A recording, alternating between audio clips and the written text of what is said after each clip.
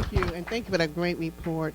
By the way, it was just announced that the governor of Puerto Rico said he wasn't going to resign to August 2nd. And people are still out in the streets because they want him out now. Now. I mean, it's so... Anyway, it's an amazing struggle. Comrades and friends, this talk is not going to give a blow-by-blow account of all of the disgusting racist attacks, misogynist attacks, that Trump has made against the 4 progressive women of color, Representatives Omar, Tlaib, Ocasio-Cortez, and Presley, known as the Squad. Because I figure there will be enough time to discuss, comrades may want to just bring out some of, these points. And I wrote 2 articles that also raise some of the details. But I do want to say from the onset that these 4 courageous congresspeople symbolically represent the global working class. Despite their political affiliation and loyalty to the Democratic Party, the fact that their respective nationalities, Somali, Palestinian, Puerto Rican, and Black, represent millions of oppressed peoples globally. And it's an inspiration really to the movement for revolutionary change that these congresspeople have stood up to the biggest imperialist, in the world right now. And in the end, these racist attacks are not isolated from attacks on the global working class, which includes workers and oppressed of all nationalities, gender expressions, multi-generational, who are super exploited and super oppressed by the same bosses and bankers. The main point I want to make in my talk is to show that whatever form the struggle against racism may take, whether it's in the bourgeois arena, like electoral politics, or outside that arena, which most of us always hope for, as revolutionary socialists, we must be prepared to take on this fight whenever and however it rears its ugly head, because of the historical, theoretical, and practical significance of the national question and its relationship to the class struggle. National oppression is a Marxist-Leninist concept that Lenin really expounded on in his book, Imperialism, the Highest Stage of Capitalism, that he wrote in 1916, when he explained that nations of peoples, be they of African descent, Latinx, indigenous, Arab, and more, are super exploited, along with the resources of their homeland, by the richest capitalist countries in order to expand the wealth and territory of the small class of billionaires who own all the wealth in society but produce none of it. This is how the world was divided into oppressed nations and an oppressor nation.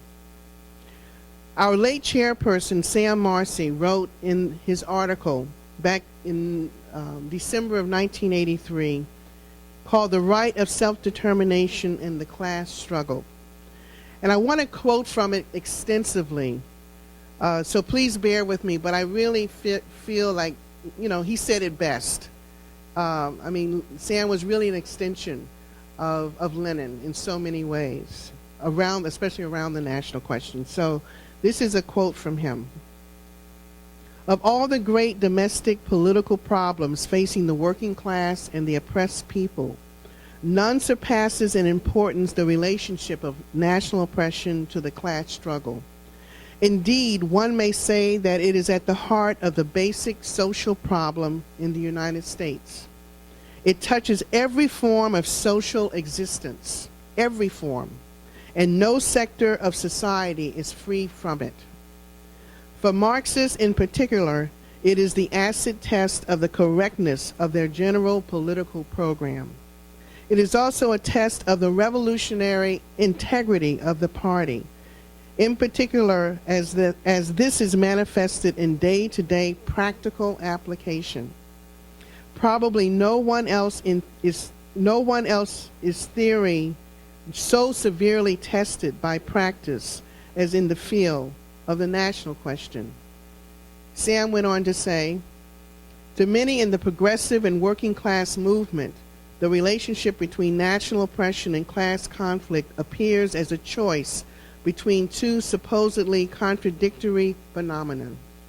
To socialists of the pre-World War I generation, and to many avowed Marxists of that period, and even of decades later, choosing or giving priority to the national question, as some put it, giving priority to the struggle against racism.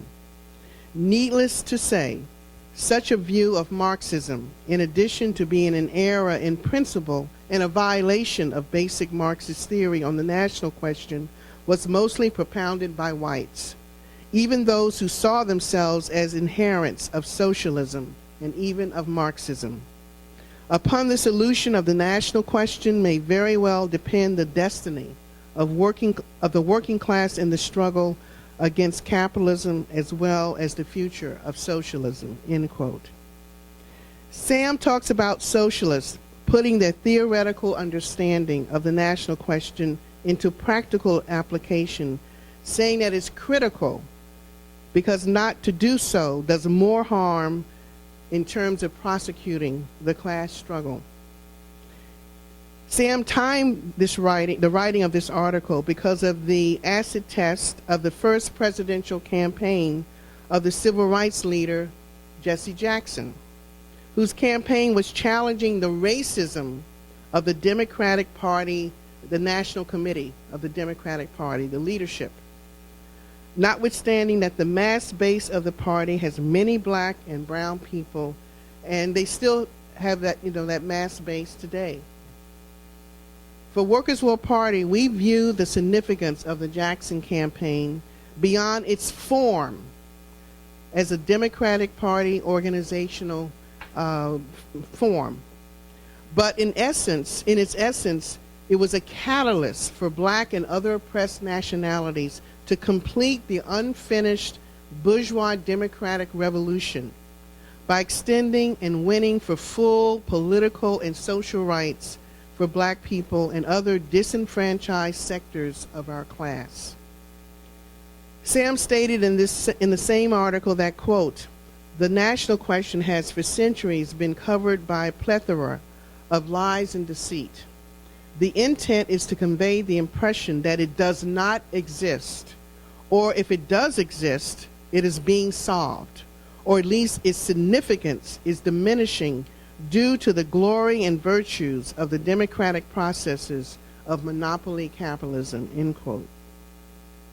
20 years before the Jackson campaign, the Black Liberation Movement was divided into two distinct wings. The Civil Rights Movement, which represented a liberal bourgeois sector of the ruling class, which was led by Dr. King, and the Revolutionary Black Nationalist militant wing represented by Malcolm X. While the party felt the closest political affinity with Malcolm X and his ilk, even before he left the Nation of Islam, we never pitted these two wings of the black movement against each other in our propaganda or in concrete solidarity, because our party believed in building class unity against the common oppressor. Did we talk about what distinguished both? Of course we did. But we never, criticized, the civil rights movement, because it was a mass struggle, because we were very sensitive to the besieged black masses in the South who were on the front lines against fascistic Jim Crow.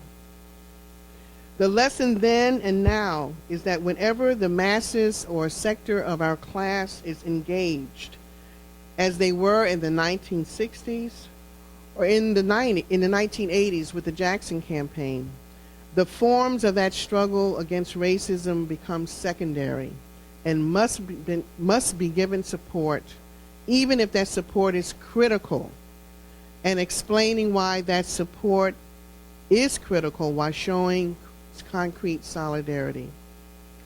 If you compare the politics of the squad to the Jackson campaign, while we all know that the Democratic Party is just as much a party of big business, war, and racism as the Republican Party, the squad's politics are really to the left of the Democratic Party as they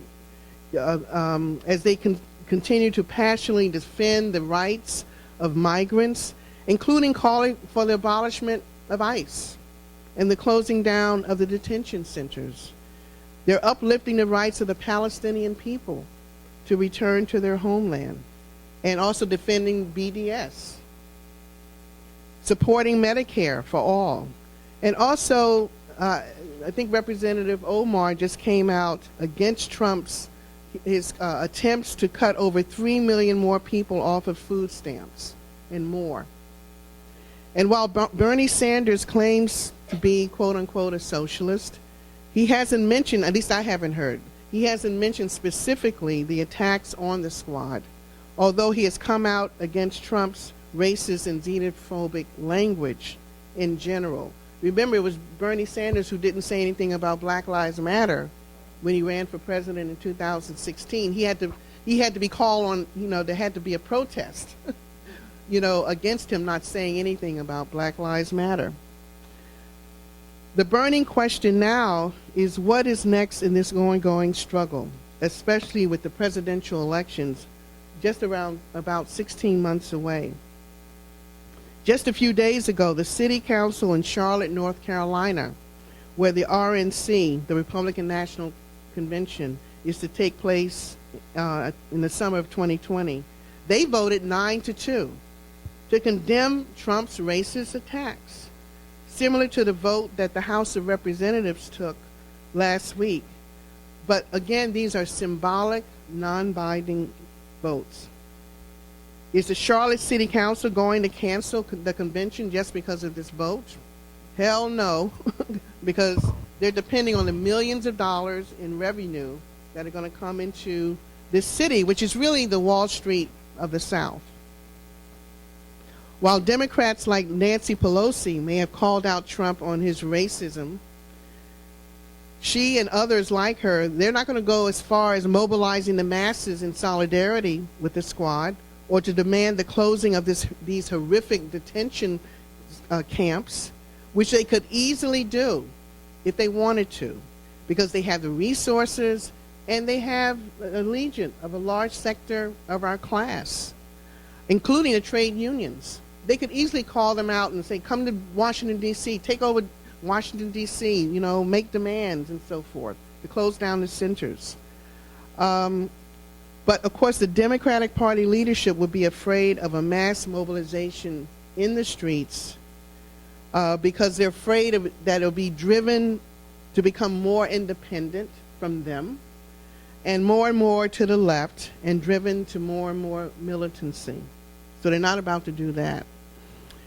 So in closing, while we must continue to defend the squad against racism or defend any prominent figures, politicians or not, especially if they're from oppressed nationalities, we also must continue at the same time to distinguish the party from the two major bourgeois parties who will do and say anything to occupy the White House, the Congress, and other capitalist institutions to administer their class rule. We must continue to organize and unite to shut down the camps, to shut down mass incarceration, to shut down police brutality, to shut down all forms of white supremacy, which will all lead to a complete shutdown of capitalism to realize a socialist future. So let's continue to build international solidarity, and let's build a workers' world.